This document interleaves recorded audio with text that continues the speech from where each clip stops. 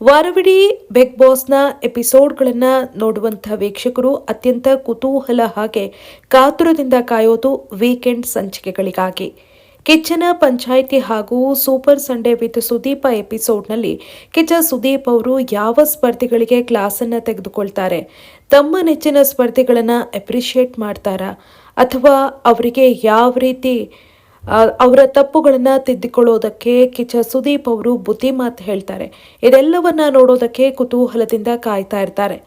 ಅದರಲ್ಲೂ ನಿನ್ನೆಯ ಕಿಚ್ಚನ ಪಂಚಾಯಿತಿ ಬಗ್ಗೆ ಒಂದಷ್ಟು ಅಪಸ್ವರಗಳು ಕೇಳಿ ಬರ್ತಾ ಇದೆ. ನಿನ್ನೆಯ ಕಿಚ್ಚನ ಪಂಚಾಯಿತಿಯಲ್ಲಿ ಕಿಚ್ಚ ಸುದೀಪ್ ಅವರು ಎಂದಿನಂತೆ ರಕ್ಷಿತಾ ಶೆಟ್ಟಿ ಅವರನ್ನ ನೆಗ್ಲೆಕ್ಟ್ ಮಾಡಿದ್ದಾರೆ ಅನ್ನೋ ಆರೋಪಗಳು ಕೇಳಿ ಬರ್ತಾ ಇದೆ. ಕಿಚ್ಚ ಸುದೀಪ್ ಅವರು ನಿನ್ನೆಯ ಕಿಚ್ಚನ ಪಂಚಾಯಿತಿಯನ್ನ ಬರೀ ಸೂರಜ್, ರಾಶಿಕಾ, ರಜತ್, ಅಶ್ವಿನಿ, ಧ್ರುವಂತ್, ಚೈತ್ರ ಕುಂದಾಪುರ ಇವರಿಗಷ್ಟೇ ಸೀಮಿತವಾಗಿರಿಸಿದ್ರು. ಬೇರೆಯವರ ಸಮಸ್ಯೆಗಳನ್ನು, ಬೇರೆಯವರ ಆಟದ ಬಗ್ಗೆ ಯಾವುದೇ ರೀತಿಯಾದಂತಹ ಮಾತುಗಳನ್ನು ಆಡಿಲ್ಲ ಅನ್ನೋ ಬಗ್ಗೆ ಒಂದಷ್ಟು ಬೇಸರ ವ್ಯಕ್ತವಾಗ್ತಾ ಇದೆ. ಅದರಲ್ಲೂ ಕೂಡ ಅಶ್ವಿನಿ ಪರವಾಗಿಯೇ ಪ್ರತಿ ವೀಕೆಂಡ್ ಸಂಚಿಕೆಗಳಲ್ಲಿ ಕಿಚ್ಚ ಸುದೀಪ್ ಅವರು ಮಾತಾಡ್ತಾರೆ. ಅಶ್ವಿನಿ ಅವರು ತಪ್ಪು ಮಾಡಿದ್ರೆ ಅದನ್ನು ಸರಿಯಾಗಿ ತೋರಿಸೋದಿಲ್ಲ, ಬದಲಿಗೆ ಅವರಿಗೆ ಸಮಾಧಾನದಲ್ಲೇ ಬುದ್ಧಿ ಮಾತನ್ನು ಹೇಳ್ತಾರೆ. ಉಳಿದ ಸ್ಪರ್ಧಿಗಳಿಗಾದರೆ ಕಿಚ್ಚ ಸುದೀಪ್ ಅವರು ರೇಗ್ತಾರೆ ಅನ್ನೋ ಅಭಿಪ್ರಾಯಗಳು ವೀಕ್ಷಕ ವಲಯದಿಂದ ಕೇಳಿ ಬರ್ತಾ ಇದೆ. ಅದರಲ್ಲೂ ನಿನ್ನೆ ಅಶ್ವಿನಿ ಅವರಿಗೆ ಮಾತ್ರ ಒಂದು ನ್ಯಾಯ, ರಕ್ಷಿತಾ ಶೆಟ್ಟಿ ಅವರಿಗೆ ಒಂದು ನ್ಯಾಯ ಅನ್ನೋ ರೀತಿಯಲ್ಲಿ ಕಿಚ್ಚ ಸುದೀಪ್ ಅವರು ವರ್ತಿಸಿದ್ದಾರೆ. ಒಂದು ಕಣ್ಣಿಗೆ ಬೆಣ್ಣೆ, ಒಂದು ಕಣ್ಣಿಗೆ ಸುಣ್ಣ ಹಾಕಿದ್ದಾರೆ ಅನ್ನೋ ವೀಕ್ಷಕರ ಮಾತುಗಳು ಸೋಷಿಯಲ್ ಮೀಡಿಯಾದಲ್ಲಿ ಸಿಕ್ಕಾಪಟ್ಟೆ ಚರ್ಚೆಗೆ ಗ್ರಾಸ ಆಗಿದೆ. ನಿನ್ನೆ ಚೈತ್ರ ಕುಂದಾಪುರ ಅವರ ಉಸ್ತುವಾರಿಯಲ್ಲಿ ಅಶ್ವಿನಿ ಅವರಿಗೆ ನಾಮಿನೇಷನ್ ಮಾಡುವಂಥ ಅವಕಾಶ ತಪ್ಪಿ ಹೋಯಿತು. ಯಾವ ಕಾರಣಕ್ಕೆ ನೀವು ಅವರಿಗೆ ನಾಮಿನೇಷನ್ ಮಾಡೋದಕ್ಕೆ ಅವಕಾಶ ಕೊಡಲಿಲ್ಲ? ಒಬ್ಬರನ್ನು ಕೂಡ ನಾಮಿನೇಷನ್ ಮಾಡೋದಕ್ಕೆ ಅವಕಾಶ ಕೊಡಲಿಲ್ಲ. ಬದಲಿಗೆ ರಜತ್ ಅವರು ವೈಲ್ಡ್ ಕಾರ್ಡ್ ಮೂಲಕ ಬಂದಿರ್ತಾರೆ. ಅವರಿಗೆ ಈ ಹಿಂದೆ ನಾನು ಟಾಸ್ಕನ್ನು ಕೊಡುವಂತಹ ಸಂದರ್ಭದಲ್ಲಿ ನಿಮ್ಮಿಬ್ಬರನ್ನ ಹೊರಗೆ ಬಿಟ್ಟಿದ್ದೆ, ಯಾಕಂತ ಹೇಳಿದ್ರೆ ನೀವಿಬ್ಬರು ಕೂಡ ಇತ್ತೀಚೆಗೆ ಬಂದಿದ್ದೀರಿ ಅಂತ. ಆದರೆ ಅದೇ ವಿಚಾರವನ್ನು ಪ್ರಸ್ತಾಪ ಮಾಡುವ ನೀವು ಅಲ್ಲಿ ನಾಮಿನೇಷನ್ ವಿಚಾರಕ್ಕೆ ಬಂದಾಗ ಈಗ ಬಂದಿರುವಂತಹ ರಜತ್ ಅವರಿಗೆ 4 ಜನರನ್ನು ನಾಮಿನೇಟ್ ಮಾಡುವಂಥ ಅವಕಾಶವನ್ನು ಕೊಡ್ತೀರಾ. ಆದರೆ 75 ದಿನಗಳಿಂದ ಬಿಗ್ ಬಾಸ್ ಮನೆಯಲ್ಲಿರುವಂತಹ ಅಶ್ವಿನಿ ಅವರಿಗೆ ಒಬ್ಬರನ್ನ ಕೂಡ ನಾಮಿನೇಷನ್ ಮಾಡುವಂತಹ ಅವಕಾಶವನ್ನು ಕೊಡೋದಿಲ್ಲ. ಇದು ನಿಮಗೆ ನ್ಯಾಯ ಅನಿಸುತ್ತಾ? ನೀವು ಪಕ್ಷಪಾತ ಮಾಡಿಲ್ಲ ಅಂತ ಅನಿಸುತ್ತಾ ಅನ್ನೋ ಪ್ರಶ್ನೆಯನ್ನು ಚೈತ್ರ ಕುಂದಾಪುರ ಅವರಿಗೆ ಕೇಳ್ತಾರೆ. ಆ ಮೂಲಕ ಕಿಚ್ಚ ಸುದೀಪ್ ಅವರು ನೇರವಾಗಿ ಅಶ್ವಿನಿ ಗೌಡ ಅವರ ಪರವಾಗಿ ಬ್ಯಾಟ್ ಬೀಸ್ತಾರೆ. ಆದರೆ ಅದೇ ರೀತಿಯಾದಂತಹ ಅನ್ಯಾಯ ರಕ್ಷಿತಾ ಶೆಟ್ಟಿ ಅವರಿಗೂ ಕೂಡ ಆಗಿದೆ ಅನ್ನೋದನ್ನು ಕಿಚ್ಚ ಸುದೀಪ್ ಅವರು ಮರ್ತಿದ್ದಾರೆ ಅಂತ ವೀಕ್ಷಕರು ಆಕ್ರೋಶವನ್ನು ಹೊರಹಾಕ್ತಾ ಇದ್ದಾರೆ. ಅಶ್ವಿನಿ ಪರವಾಗಿ ನೀವು ಸ್ಟ್ಯಾಂಡನ್ನು ತೆಗೆದುಕೊಂಡ್ರಿ, ಯಾವ ಆಧಾರದಲ್ಲಿ ಅವರಿಗೆ ನಾಮಿನೇಷನ್ ಮಾಡೋದಕ್ಕೆ ಅವಕಾಶ ಕೊಟ್ಟಿಲ್ಲ, ಎಷ್ಟರ ಮಟ್ಟಿಗೆ ನೀವು ಮಾಡಿದ್ದು ಸರಿ, ನಿಮ್ಮ ಉಸ್ತುವಾರಿ ಹಾಗಾದರೆ ಎಷ್ಟರ ಮಟ್ಟಿಗೆ ಸರಿ ಅಂತ ಕಿಚ್ಚ ಸುದೀಪ್ ಅವರು ನೇರವಾಗಿ ಚೈತ್ರ ಕುಂದಾಪುರ ಅವರನ್ನು ಪ್ರಶ್ನೆ ಮಾಡ್ತಾರೆ. ಆದರೆ ಅಲ್ಲೇ ಅನ್ಯಾಯಕ್ಕೆ ಒಳಗಾದಂತಹ ರಕ್ಷಿತಾ ಅವರ ಪರವಾಗಿ ಕಿಚ್ಚ ಸುದೀಪ್ ಅವರು ಯಾಕೆ ಮಾತನಾಡೋದಿಲ್ಲ? ರಕ್ಷಿತಾ ಅವರಿಗೆ ಕೂಡ ಅವಕಾಶ ತಪ್ಪು ಹೋಗಿದೆ, ಅವರಿಗೂ ಕೂಡ ನಾಮಿನೇಷನ್ ಮಾಡೋದಕ್ಕೆ ಚೈತ್ರ ಕುಂದಾಪುರ ಅವರು ಅವಕಾಶವನ್ನು ಕೊಡೋದಿಲ್ಲ.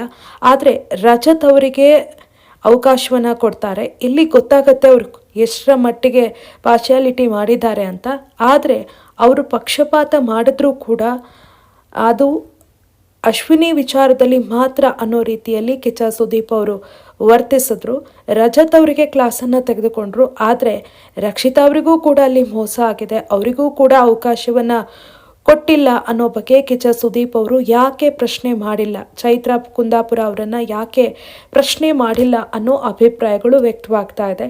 ಪ್ರತಿ ಬಾರಿ ಕಿಚ್ಚ ಸುದೀಪ್ ಅವರು ರಕ್ಷಿತಾ ವಿಚಾರಕ್ಕೆ ಬಂದಾಗ ಆಕೆಯನ್ನು ಜೋರಾಗಿ ಕ್ಲಾಸನ್ನು ತೆಗೆದುಕೊಳ್ತಾರೆ, ಆವಾಜ್ ಹಾಕುವ ರೀತಿ ಮಾತನಾಡಿಸ್ತಾರೆ. ಅದೇ ಅಶ್ವಿನಿ ಗೌಡ ಅಂತ ಬಂದಾಗ ತುಂಬ ಸಾಫ್ಟಾಗಿ ಕಿಚ್ಚ ಸುದೀಪ್ ಅವರು ವರ್ತಿಸ್ತಾರೆ. ಯಾಕೆ ಅವರು ಅಶ್ವಿನಿ ಗೌಡ ಅವರನ್ನು ಸೇವ್ ಮಾಡುವಂಥ ಪ್ರಯತ್ನವನ್ನು ಮಾಡ್ತಾರೆ? ಹಾಗಾದರೆ ಅಶ್ವಿನಿ ಗೌಡ ಅವರಿಗೆ ಮಾತ್ರ ನೋವಾಗೋದಾ? ಅಶ್ವಿನಿ ಗೌಡ ಹೊರತುಪಡಿಸಿ ರಕ್ಷಿತಾ ಅವರಿಗೆ ಯಾವುದೇ ರೀತಿಯಲ್ಲೂ ನೋವಾಗೋದಿಲ್ವ?